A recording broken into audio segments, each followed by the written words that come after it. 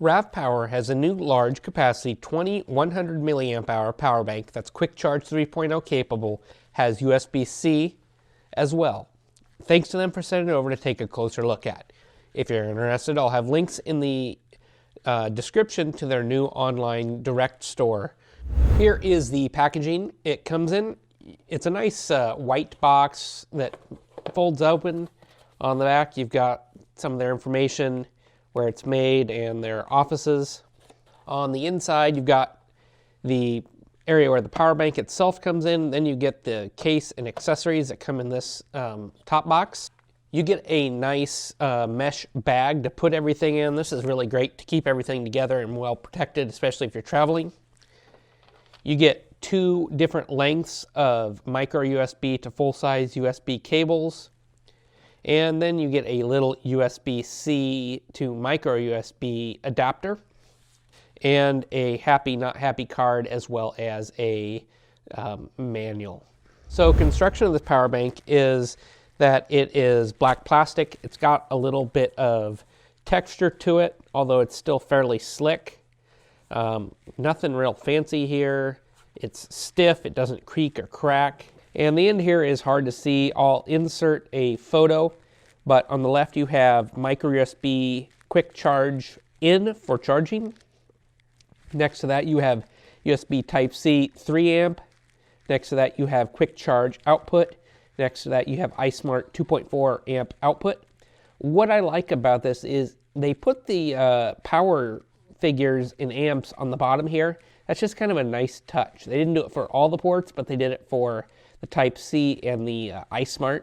On the back of the power bank here, you list all the different inputs and outputs. This is something that all power banks should do, in my opinion. It's just really nice to have on there, especially if you've got a lot of power banks like I do, not knowing what light or what power bank does what. Great feature to have there. And this power bank is Qualcomm Quick Charge 3.0 certified. Not all your brands will go to the effort to get certified from Qualcomm. They'll just say they're fast charge capable or something like that. The cables that it comes with are pretty standard, nothing real fancy here. They're flat cables, which is kind of nice. I think it would have been really nice to see a USB-C to C cable native on here, since that is growing in popularity. I'd rather have one C to C cable rather than micro to normal A, because everybody's got several of those. And the adapter's pretty standard here. It's just it's labeled RavPower, but nothing real fancy here. So let's do some size comparisons of this power bank. Here is the dollar bill. It's not a small power bank. I measured it at 80 millimeters in width, 172 millimeters long, and 22 millimeters thick, and weight came in at 374.7 grams. Here I've got an Anker power bank. It is also USB-C and one USB port. Same milliamp hour rating between these two. And you can see lengthwise they're very similar. The Anker's just slightly shorter, but widthwise there's quite a bit of difference there. There's a good, I don't know, ½ inch on there. Thickness-wise, they're very similar as well. So that RavPower is a decent amount larger in size. And if I line it up here next to my Note 8, now my Note 8 does have a slim case on it, but it fits the footprint of my Note 8 really well, except that it is thicker. You might be asking yourself, what is Qualcomm Quick Charge? It was a format that was adopted in 2016 and is able to charge up to 18 total watts, most commonly 9 volts at 2 amps. Its big selling point is charging a large percentage of the battery in a short amount of time. QC3 speeds things up over older versions a bit, but also adds smaller steps to those increments. And to get this to work, both your device and your charger has to be able to communicate and negotiate that charging format. While QC3 is proprietary format, several manufacturers support it unofficially. So make sure your device supports it, and to do that you'll have to probably look online, go read in some forums, stuff like that. So for my discharge test, it really depends on what port you use. As I mentioned, the battery's capable of quite a few modes here. Using the iSmart output port, it's capable of 5 volts at 2.4 amps. That'd be great for, all your Apple devices or your iPads, things like that. Using the QC3 output, it's capable of 5 to 6.5 volts at 3 amps, 6.5 to 9 volts at 2 amps, or 9 volts at 12 amps, 9 to 12 volts at 1.5 amps. I was able to test the regular USB ports and replicate these numbers with my testing hardware. So I'll just demonstrate how this charges here. I've got the USB-C adapter plugged in the short cable, and I'll just charge my Note here while we talk. You can see that it has come on. There we go. It's going to sit here and charge. So for my runtime tests, I ran at 5 volts at 3 amps until it stopped and shut off with low voltage detection, then moved to 0.25 amps till it stopped, and I got a total capacity of 12.5 amp hours for a total energy of 60.95 watt hours. This is decent and pretty efficient. It's labeled at 74.3 watt hours, but that's just the battery not going through any voltage conversions or anything like that. Voltage was very stable during this test with an average voltage of 4.97 volts, which is great considering I was targeting 5 volts. And this runtime test lasted 4.71 hours. So for my phone, 100 milliamp hours will charge it well over 3 times. It's a nice battery pack, great for traveling, stuff like that. You'll be able to charge your phone a couple of times, no problem.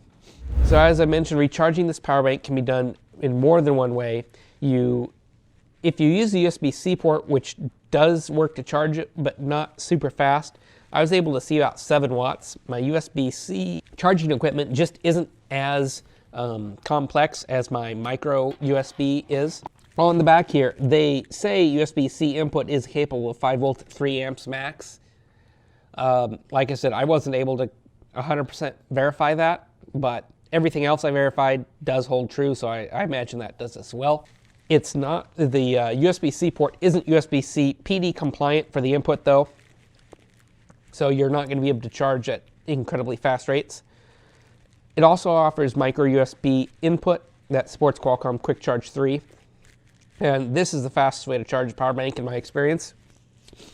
It's capable of 5 to 12 volts at 2 amps. In my testing, I used an Anker PowerPort Plus charger that has QC3 on it, and the charge rating for most of that charge was 21.14 total watts, or 2.899 amps with 7.295 volts. And this still took quite a bit of time to charge up because 2100 milliamp hours is a large capacity, about 6 hours total. While not the fastest charging power bank I have, that would have to probably go to this Anker of similar voltages because it's got USB-C PD on it.